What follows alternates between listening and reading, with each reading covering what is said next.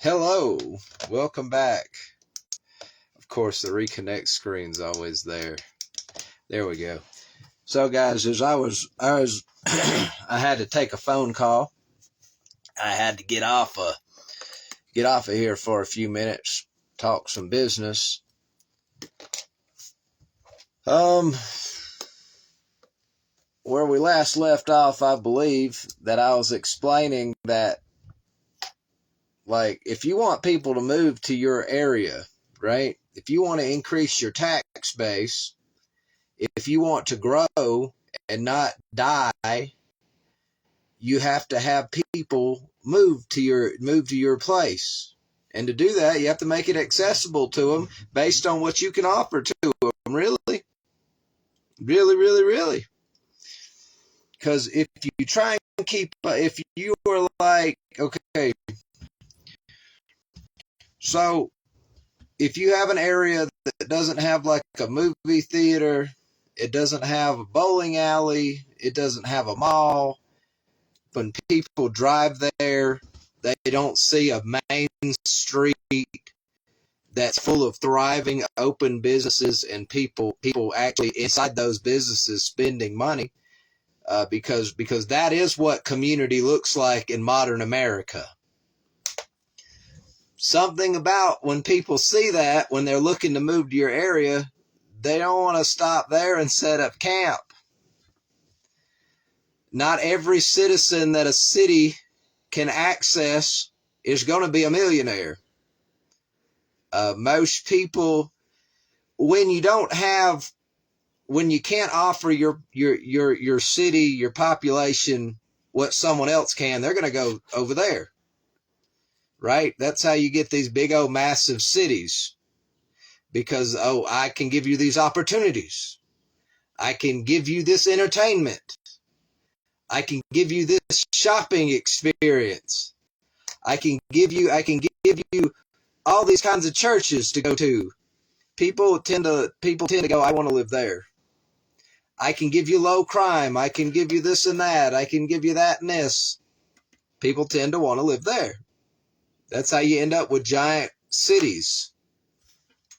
Not that every place should be like that, but what I'm telling you is that when I drive through a town like Eureka, Nevada, and most of the economic driving forces of a population are closing down, and I see that, like, the city buildings, the municipal buildings are thriving, I'm inclined to believe that is not a great place to live, based on I'm going to have a job, based on I'm going to have to work for a living, based on I'm going to want to do something else besides work when I'm not at work. And, like, it's just, no, it's a trap. It's a trap. I'm going to tell you something. I come from an area of Alabama that was right next to this place called Ragland, Alabama. And Ragland, Alabama they built a beautiful looking elementary school. They built a beautiful looking municipal project for, like, the police officers and the firefighters, and I guess the modern city hall. They were building all these nice municipal buildings. It's a deception, guys. Don't fall for the trap. You drive through a community and go, oh, that's a nice looking fire station. The nice looking Public Works building. The nice looking city hall. Don't fall for it. When that's all you see that is nice, when that is the most expensive looking buildings in that city, in that community, don't fall for it. It's a trap. It means that when you look around and you don't see, like, Walmart that should be with that kind of stuff, when you don't see, like, stores that should be on that caliber, it's a trap. It's a trap. You're going to get there. You're going to be hypnotized by the beauty of the scenery in places like that. You're going to say, how beautiful this is. I love it. Then 2 or 3 weeks later, maybe a month or two later, that's going to fall away. Oh, yeah, that's right. I forgot to mention that. That nice school they built, It closed down because people were not moving there with children, because this is what is not taken into account by poor leaders. Economic factors, realistic factors, because we can't go economics will solve everything. No, it won't. If you fall for that trap, you're gonna end up with all kinds of social problems. What do? You just got to understand how the average person, you got to understand, who am I trying to attract to my city, to my community? Who am I trying to attract here? And then you have to understand what those folks want. If you go short-sighted like a cartoon tier villain, you remember that show Wacky Racers? That's an old cartoon. That's an old cartoon. That's a cartoon you'd see in rural Alabama on the weekends in the 90s. Some old Hanna-Barbera animations. If you think like that bad guy who was on there, who had like that pointy mustache and the purple car and purple hat, and he was always like, smidely, smidely. And he would be coming up with these half-brained, quick, off-the-cuff schemes and scams. If you go with low impulse control and you go, I want all the wealthy people to move here. Wealthy people don't want to live near poor people. You can't have no poor people in your town. And then you're going to be competing for citizens. Oh, in this society, it's all about competition. The government is not excluded from that rule in how this society works. Local governments have to compete against each other to some degree to have citizens that they want, that they desire. It's like some kind of, it works on that principle, and it follows some weird state economics. Because you can't say, I want all of the upper middle class to ultra wealthy people to live here, and you don't even know how many there are in this country, at least. Okay, this is the number that I can attract. They already live in all these other places that give them what they want. They get to make rules there. They don't, you're fighting an uphill battle. That's what I'm trying to say. You have to think within reason and inside your means. You have to think, well, who can I attract then? Well, look around. What does your city offer? If you could get people to move there tomorrow, what could you advertise to them? What could you say if you move here? We have the movie theaters. We have the shopping mall.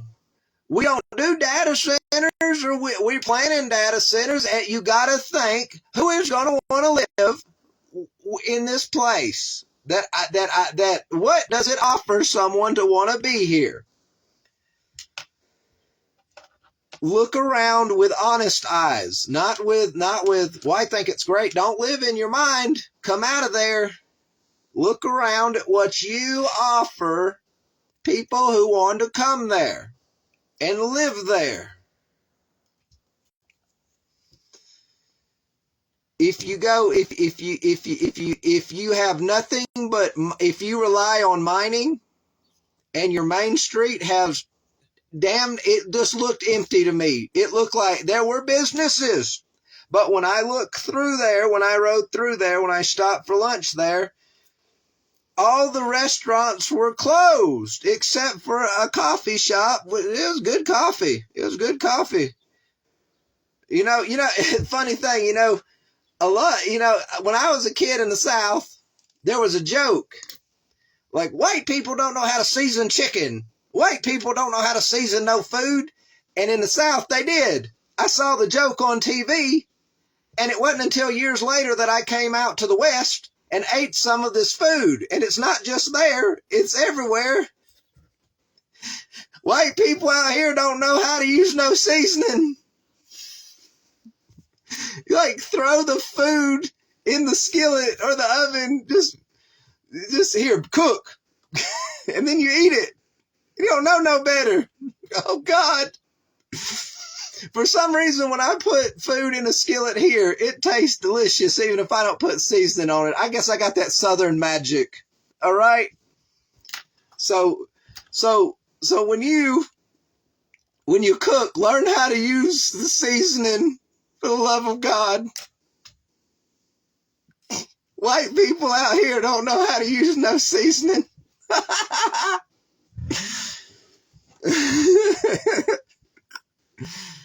Oh, boy. And I'm going to tell you something else while I'm on the topic of this. You know, in the South, we call, when we eat like barbecue, like ribs and stuff of that nature, we get kind of tired because of how it's cooked, I guess, or something. And we call that the itis. He got the itis. He got to go in a food coma. He got to take a nap. Yeah, that's right. Out here, y'all should be ashamed. Don't you dare call unsweet tea tea like that's the reference point. God. That's a trap. If you're from the South and you come out here, I don't know where it begins in the country. I know once you get out here around Colorado and towards California, if you go bring me some tea, you better ask if it's sweet tea first. Because they gonna bring you some unsweet tea talking about that's tea. And you hack and cough and you will say, oh my God, what is this bitter mess? It's more of these white people that don't know how to use seasoning. They don't know how to put sugar in some boiling water with some tea bags and stir it and say, be blessed, be cleansed, be sweet tea with love, amen. So when I'm driving, they don't know what itis is out here either. They call everything that I eat naturally soul food, by the way, and I know that is not soul food, okay? Soul food is a black people cooking style that is delicious. And just because I'm from Alabama and I say I want some collard greens or some turnip greens or some green beans and a rack of ribs, that is not soul food. That is just normal people food. Good God Almighty. They don't use seasoning out here. They think normal people food is soul food. Oh God, my God. Why hast thou forsaken thee?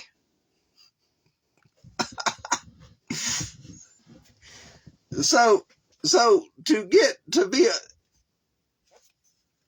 oh my God.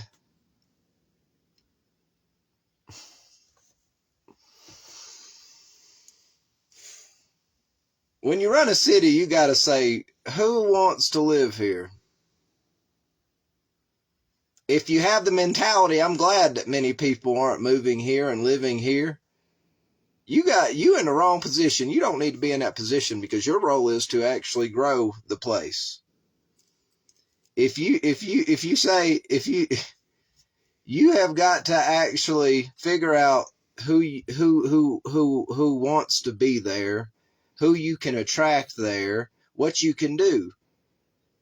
Because you can't just let the city shrivel and die. It'd be calling it a ghost town in X amount of years and talking about this is where once people lived. It's a ghost town. It's a failed community.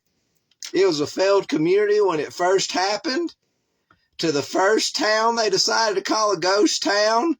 It was a failed community then. It's a failed community now. You gonna be people gonna pass. You know, Nevada. Interesting enough, last time I checked, they had like the bare bones, the least amount of electoral votes when it comes to American politics and the election of the president. They have the least amount, and I'm gonna be fair here, and I'm gonna say that they have the least amount. Because it's a very sparse population. Now, why is that? Because BLM owns lots of land in this state.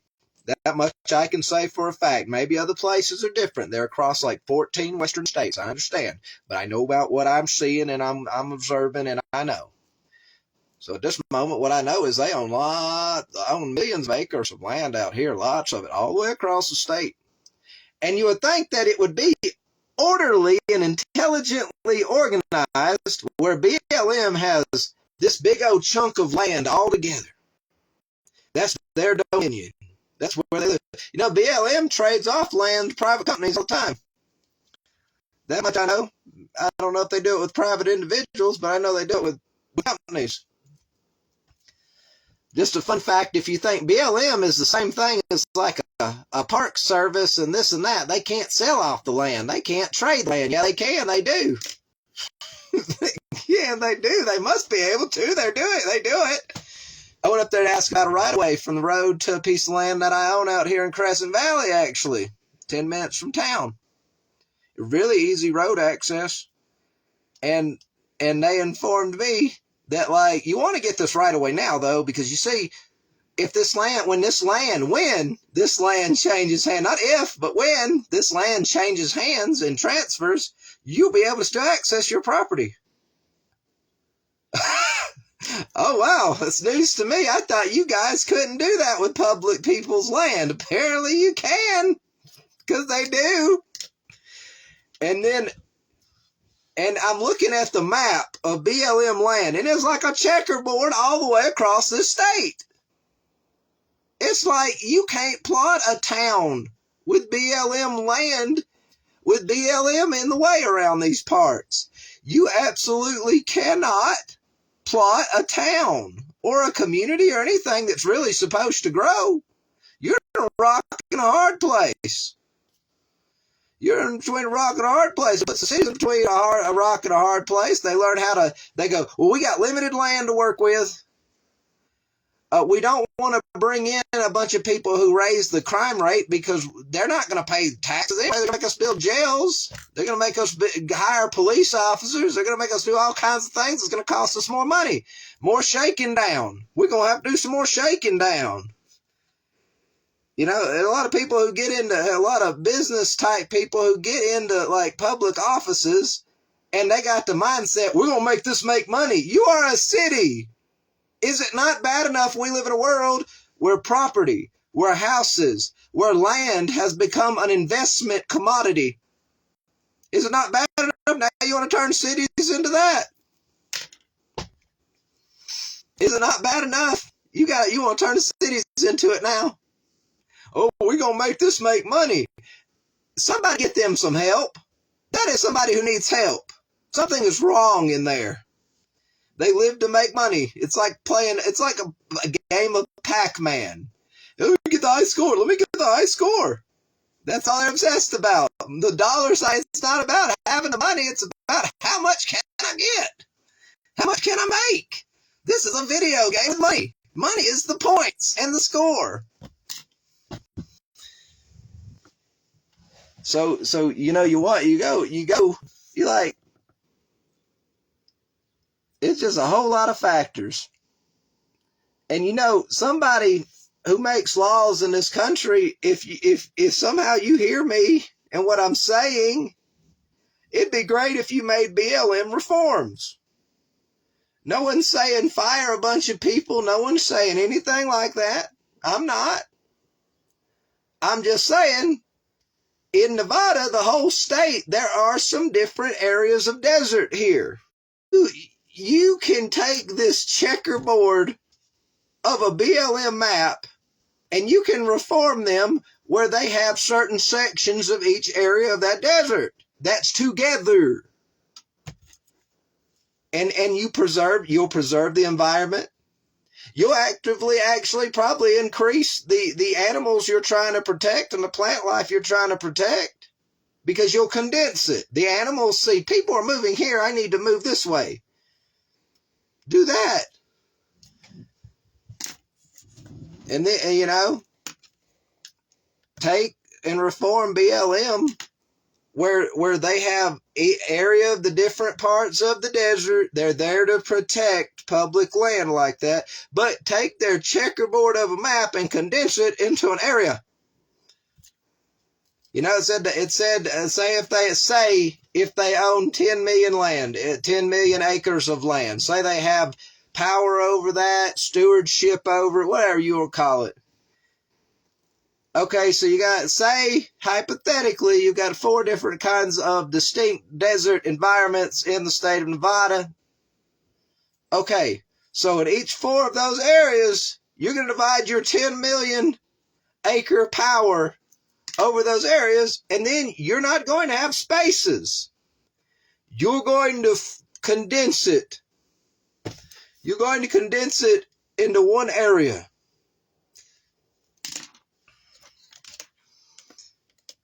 And if people are already living in that area, make another law. Say no one else can come in here, but the ones that are already here are grandfathered in.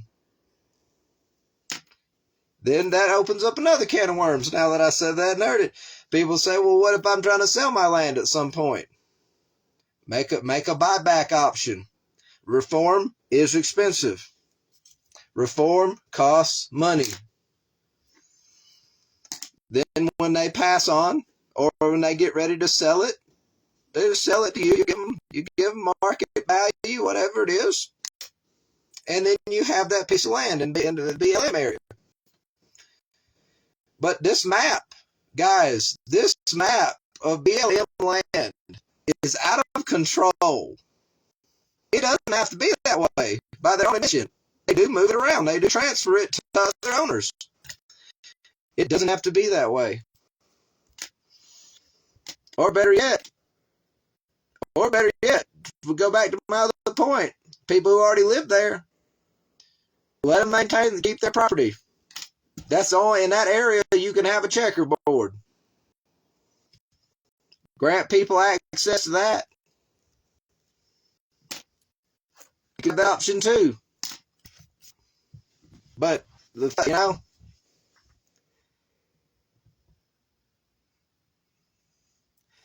land is very cheap around Nevada in these rural areas.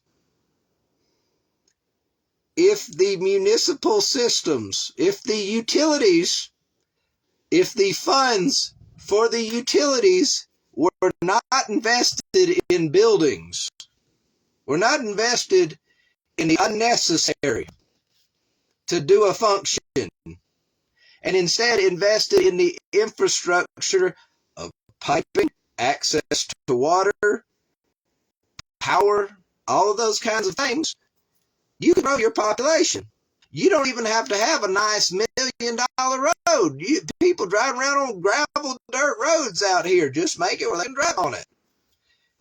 You know, people say like misappropriation of fees when it's a legal proceeding about how somebody stole some money, and they don't want to just say that we believe they stole a bunch of money. I'm not saying that. What I'm saying is that the money has been mishandled. It's been squandered. It's been misappropriated on living beyond the means. And that seems like a misappropriation because you appropriated money to things that should have not been appropriated to like that. I know everybody wants a nice building. Everybody's, oh, it's going to be a beautiful building. We got to keep our construction companies in business or go out, and then who will build things? If you made the infrastructure easily accessible, your population would grow. And they would in turn turn to the construction company to build a home. They would in turn turn to plumbers to plumb their homes. You would have an expansion boom that was not reliant on mining specifically. This state should be very grateful to mining companies, to be honest with you, because if the mining companies disappeared tomorrow, I would gamble on it. Nevada would face extreme economic hardships. They would then be in a desperation position, and I have to now figure out how to get people to come here and build a civilization. And if they failed, they would become ghost towns. I kind of get the vibe that most people leave Nevada. Personally, I have a feeling that just from being here, as beautiful and wonderful as it is, and the people here are as good as gold. Perfect people. Really nice, really decent people. They're not full of violent trauma, if that makes sense. I have lived in a state where people have an overactive amygdala. I have had an overactive amygdala. It is like being a lizard man, like being a reptile. But what I'm getting at, and I'm saying today, is that I just feel like Nevada is like a stepping stone. And if you read their history, people didn't really, some people obviously did, but people didn't really stop in Nevada. They wanted to get to California. There were other states people were passing through that were probably a lot, they probably looked around and said, you know, this isn't so bad. I'll kind of stay here, yeah. But Nevada is kind of, and I don't blame them because you got to have water to live on this earth, right? Back then, they cared about access to water to a very great degree because, people died trying to go from point A to point B across this desert because there wasn't any water. Without water, you can't raise livestock. Without livestock, you ain't got no food except what you can hunt. If you don't have no water around, the animals are going to be hard to hunt because the animals done died out or gone somewhere else. Access to water is the most important thing on this earth, even if we've learned to take it for granted. Access to clean water is the most important thing on this earth. Because with water, you can struggle into survival and you can thrive beyond that. And it just seems to me when I'm driving around this big, beautiful place called Nevada, this really enchanting place. It is a really spiritual place in this state. It is beautiful. It is elegant. It is awesome.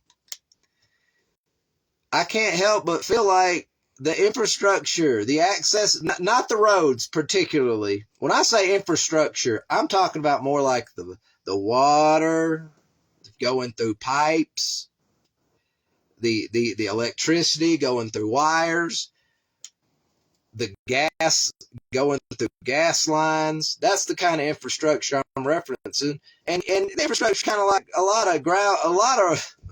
of rocky roads driving down, so I guess we could include that.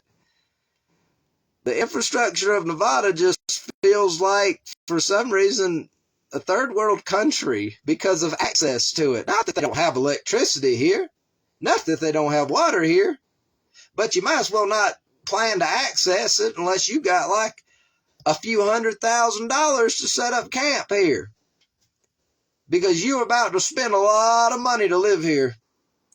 And you're not gonna have you're not gonna be able to sustain life like modern Americans have come to expect how to sustain it.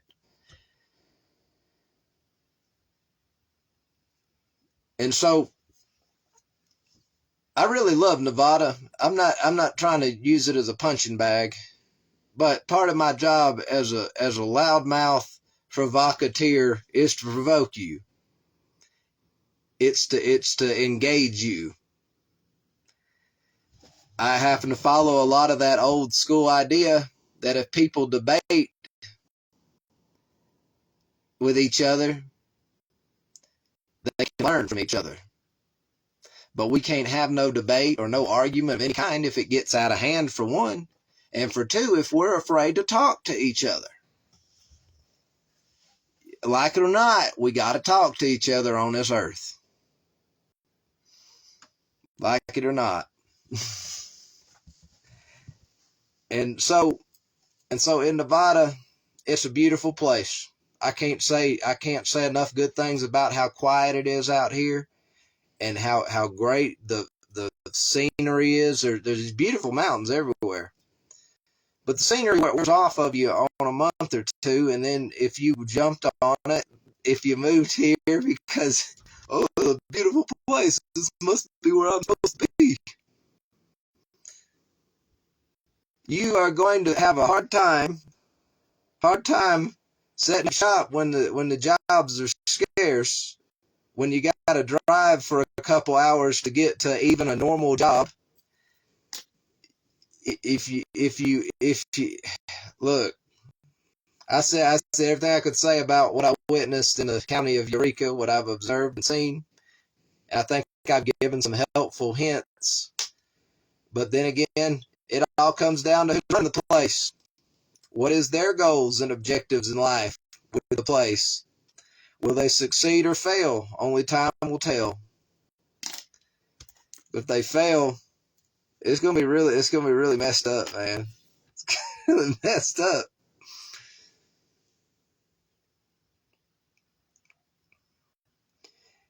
Everybody right now is talking about housing costs.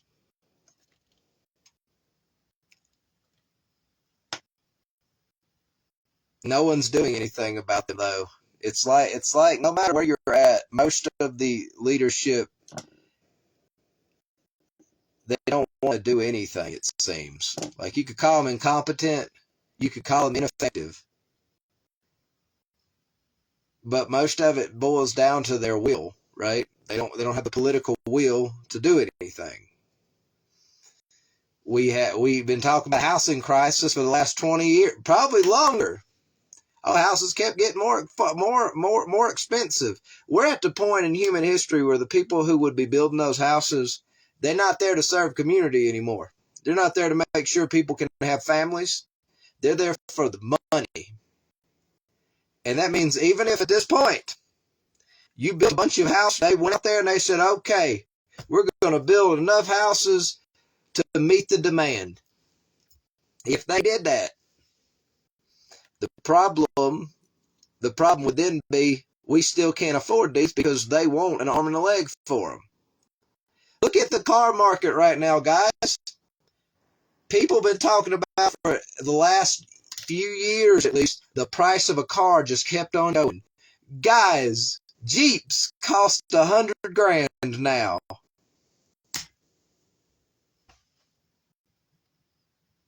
And you don't get the same kind of, I can get this thing repaired as you could with cheaper vehicles. And people are talking about finally now they are beginning to feel, they are beginning to suffer. They are now going to face consequences. I'll tell you this right now. Anybody that gives them a bailout, impeach, get rid of them, call them a traitor because they betrayed the mass amount of people who live here. Because our society, people don't know how to label a traitor anymore. Well, you look at how your way of life is around you, and people who betray that are generally traitors. Let me rephrase that. People who betray that in a way that leads to actual harm, whether physically or economically, because let's get it right.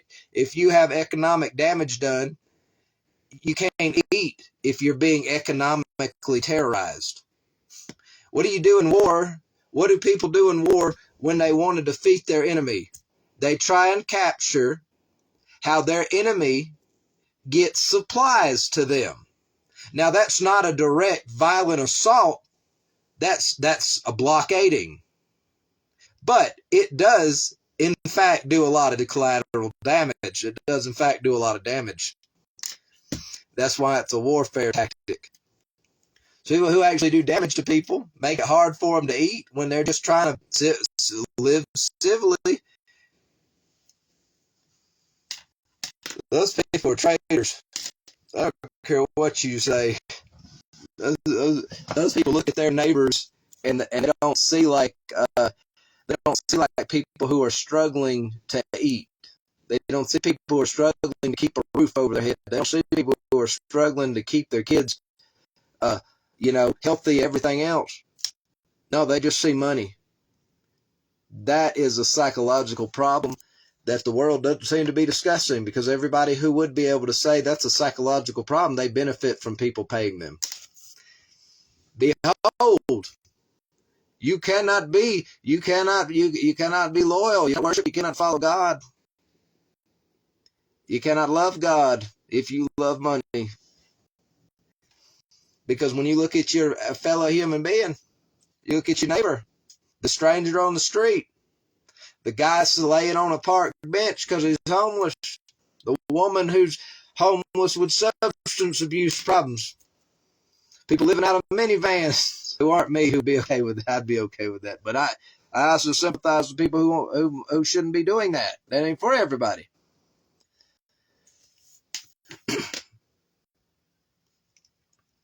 When people look at them and they don't see God, because image of God, right? You don't see the image of God, you see God. You don't see that. Instead, you see money. You see anything but that. Behold, you cannot love God and money. Behold, you cannot serve God and anything else. You can't have two masters. You can't say, God, you're my master, and then turn around and say, but money, you're my master. You will hate God, and you will love material possession.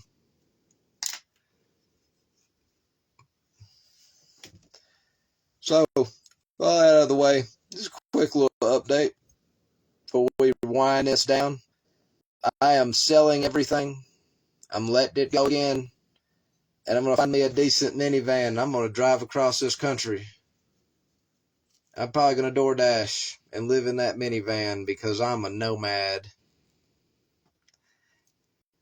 And I realize that that's what I'd really like to do.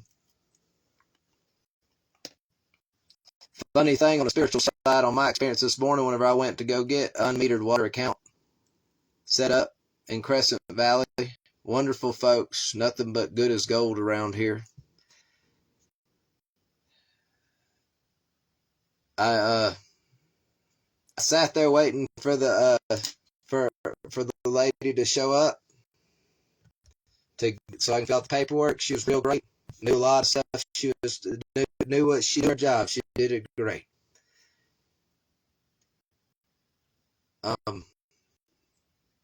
I sat there in a chair waiting, and right before she pulled up, bam, bam, bam, bam, and sure enough, she showed up. The days, intuition, right? Spiritual gifts take time to grow, cultivate. And the funny thing is, it's the one garden that spiritual gifts grow in. You don't really have to do very much of anything. It's inverted. See, in the physical world, to do something, you have to do something, right? You have to do an action. If I want to drink this water, I have to pick it up and drink this water. I have to do motions. I have to do all kinds of things like that. But the craziest thing, when you do spiritual work, you just have to be still. It becomes a lot more than movements and actions. Although to initiate the work, that takes an action itself. That becomes philosophical, and we're out of time for the day, I believe.